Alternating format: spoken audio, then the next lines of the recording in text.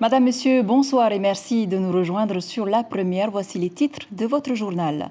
Les enchères au magasin Tahiti Cachapi a fait des heureux. 500 lots de matériaux divers ont été vendus en un temps record. Belle affluence au vaccinodrome de Punaauia. Les jeunes et les Matayapo veulent à tout prix se protéger du variant Delta, un variant qui risque d'entraîner en France une 4e vague de contamination. Les festivités du mois de juillet battent leur plein. Danseurs et musiciens qui se sont produits sur Toata se préparent pour la suite du festival sur le Marae Arhaurhau.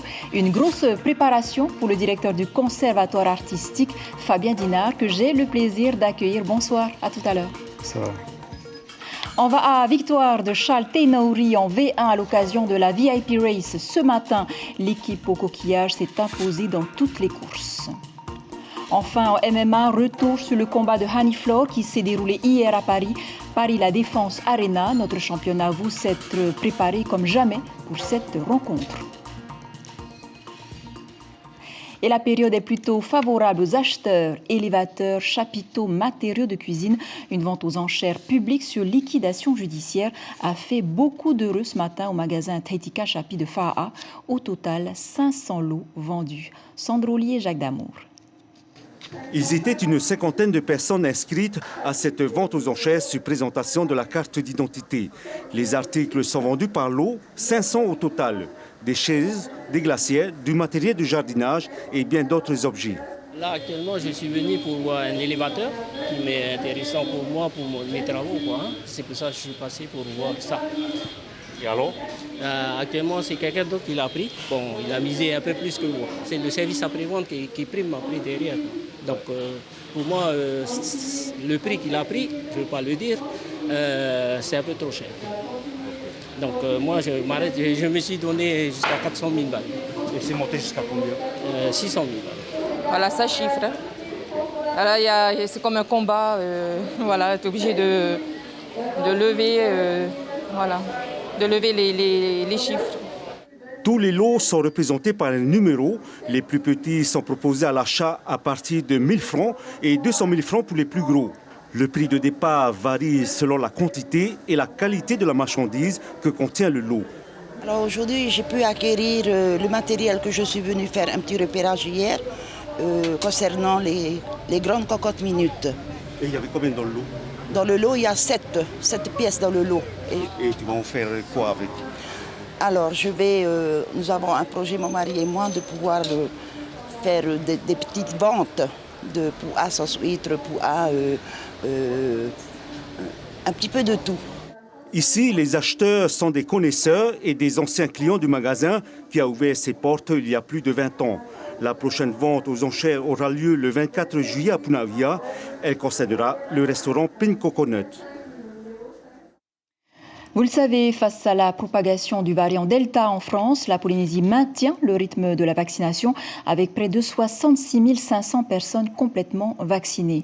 Pfizer ou Johnson, la population avait le choix ce matin au vaccinodrome de Punaauia.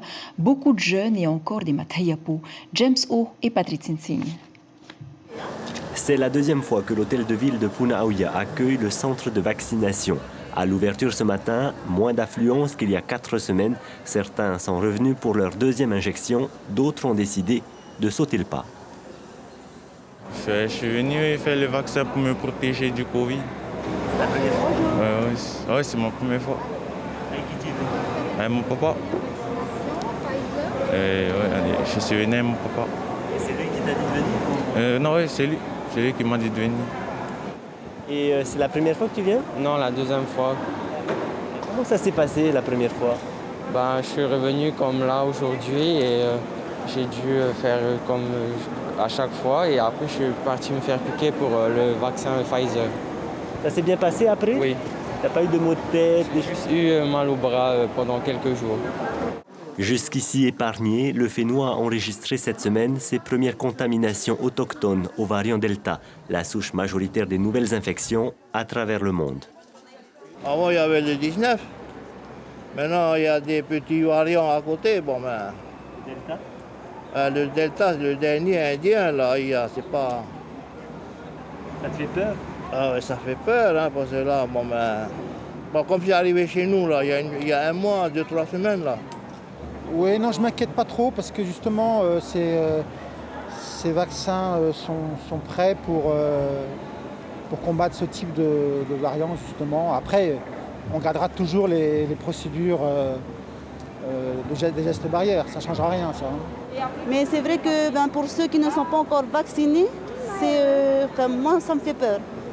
Les gens concernant ma famille, tu vois, j'ai peur qu'ils attrapent, comme on a tous vu, qu'il y ait des morts, c'est ça le truc. Et puis voilà, de se faire vacciner et puis de faire vacciner mes enfants, pour moi, c'est comme un soulagement, moi je dirais. Pour les autorités du pays, le compte à rebours avant une nouvelle vague de contamination est lancé. Afin d'éviter ce scénario catastrophe, la population doit se faire vacciner, mais le message a encore du mal à circuler. D'autres personnes viennent parce qu'ils veulent voyager. Parce qu'ils veulent voyager, ils veulent se faire vacciner. Mais ils n'ont pas encore pris conscience que se faire vacciner, c'est avant tout de se protéger.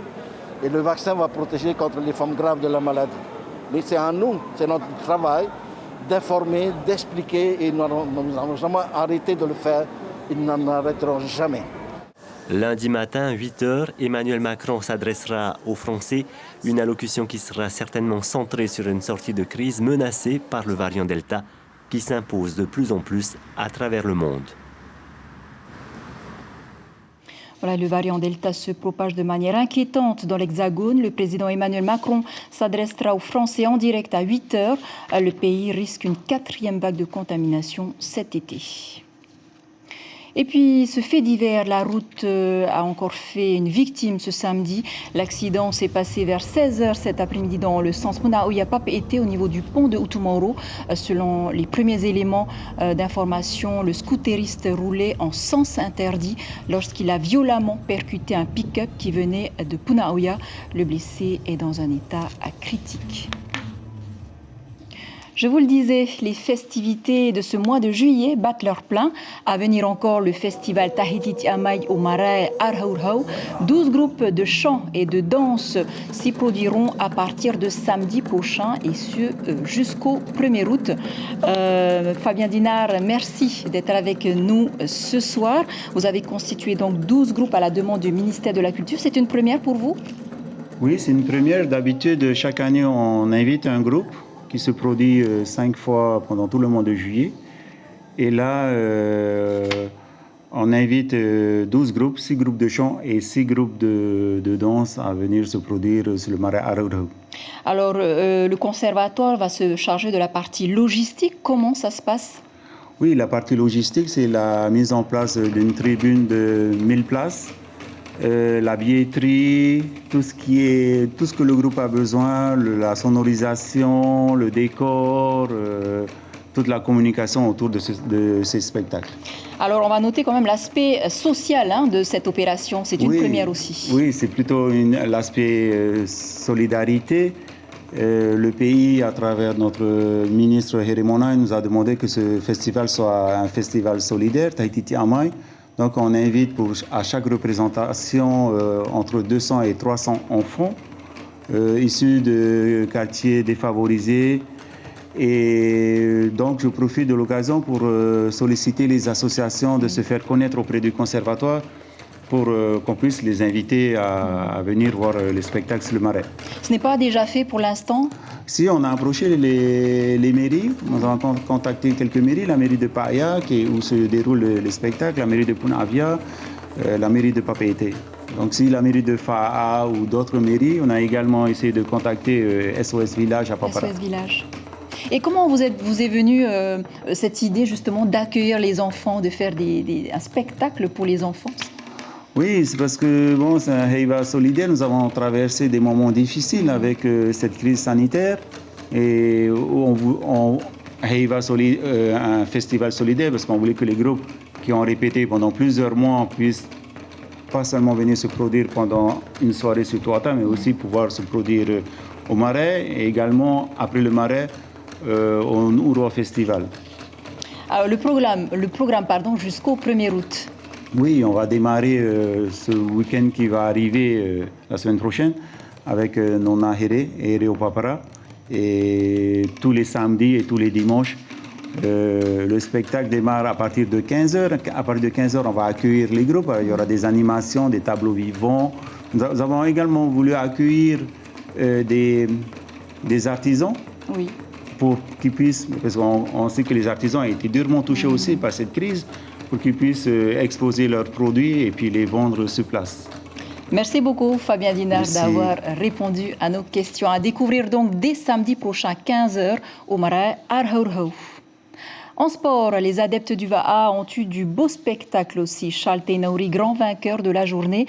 Le rameur de Shell s'est imposé en V1 à la VIP Race, le 21 km entre les passes de Papeete et de Tapuna. L'équipe de Shell Va'a a une fois de plus fait une démonstration de force. David Chang et Marcel Bono. Casquette jaune et t-shirt vert, c'est presque tout ce qu'il y aura en tête de course. Départ, direction la passe de Papeete, puis le parc Veil. Tout de suite, c'est Heitapu Tihoni et Ami Damas sur le Va-Agri qui prennent la tête. Rapidement, un peloton se forme avec Naraya Dje, Ta'aroa Dubois, mais aussi Kevin Kuider et Kael Taraufau. À l'extérieur, au niveau de Punaauia, Kevin Kuider rejoint Damas. La bataille est rude pour la première place.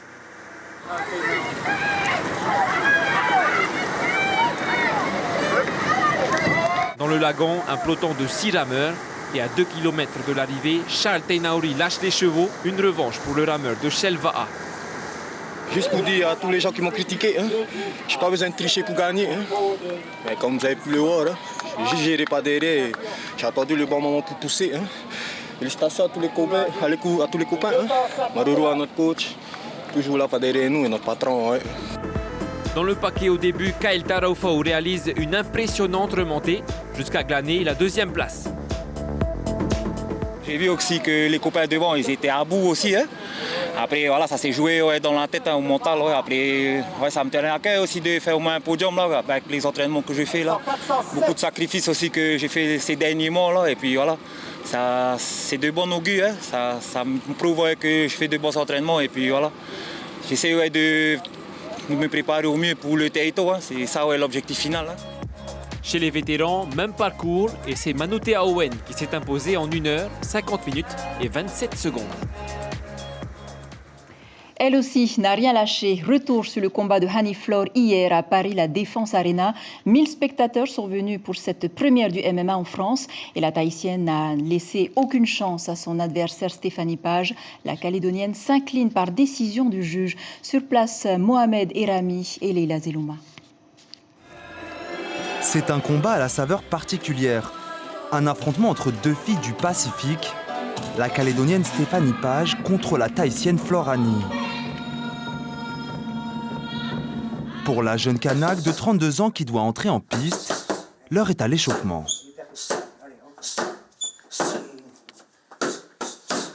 J'aimerais gagner, mais le fait de boxer contre une Tahitienne, c'est vraiment un honneur. J'ai jamais boxé contre une fille du Pacifique et de voir une autre fille qui vient de là-bas, franchement, ça fait plaisir, quoi. Quelques mètres plus loin, la Tahitienne Flor Hani, 34 ans, tente de se concentrer. Ce 4e combat de MMA est décisif pour la suite de sa carrière. Je serais peut-être proposable pour les contenders de l'UFC. C'est plutôt dans ce sens-là pour moi que c'est très intéressant en fait. Okay. Peut-être avoir une proposition pour un combat de ceinture ensuite aux États-Unis. Le premier round a tourné à l'avantage de Stéphanie Page. Rapide sur ses esquives, elle a mis à mal la Tahitienne au cours des 5 premières minutes du combat. Une première reprise remportée par la Calédonienne.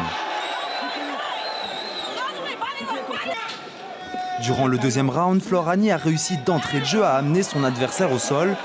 Stéphanie Page n'a pas trouvé les ressources pour renverser la situation et a subi la loi de Flor Hani.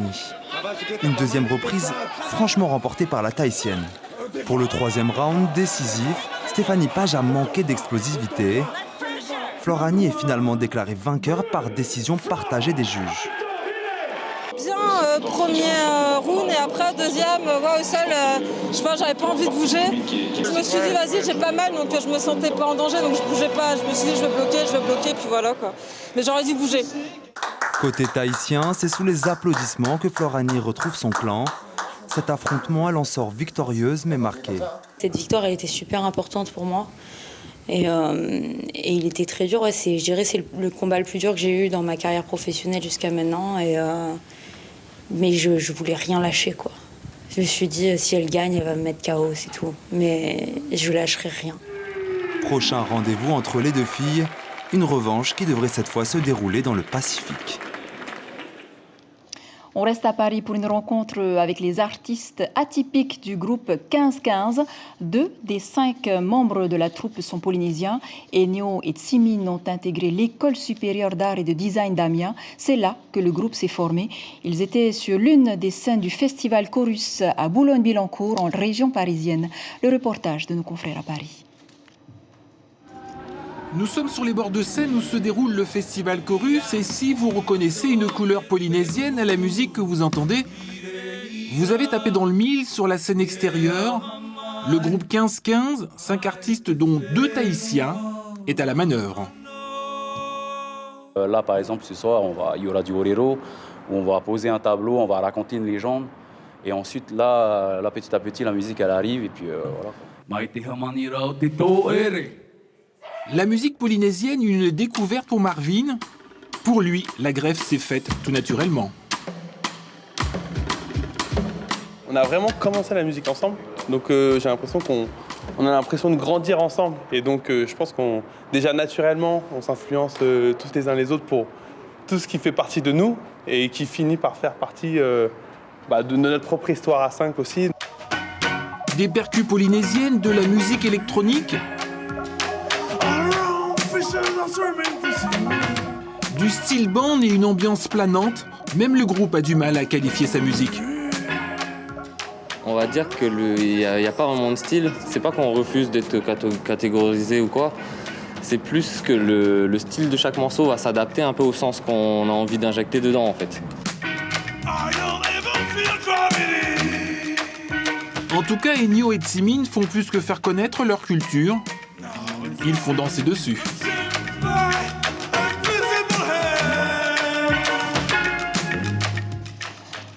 Voilà, pour clore ce journal, un zoom bien mérité sur notre consoeur Hayata Buluk qui a choisi son île natale Taha pour officialiser son union avec celui qui partage sa vie depuis quelques années déjà, Willy Marourey. Nos 2 tourtereaux parents d'un petit garçon se sont dit oui ce matin à la mairie et à l'église de Tiva, entourés de 400 convives. Leur nom de mariage est désormais Tehei Manama et on leur souhaite bien évidemment beaucoup de bonheur. Voilà, c'est sur cette note festive que se referme cette édition dont je vous rappelle l'information principale. Belle affluence au vaccinodrome de Punaoya. Les jeunes et les Matahiapo veulent à tout prix se protéger du variant Delta, un variant qui risque d'entraîner en France une 4e vague de contamination. Et à ce sujet, ne manquez pas l'allocution du président Macron demain matin à 8h. Voilà. Pour l'essentiel de l'actualité, merci de nous rester fidèles. 6h, vos infos radio à suivre. Le festival Tahiti Amai, suivi de meurtres à Saint-Malo. Enfin, votre série américaine de Passage. Belle nuit sur la première. On se quitte sur la prestation de la troupe au Marama de Bura Bura sur la scène de Tuata. À demain.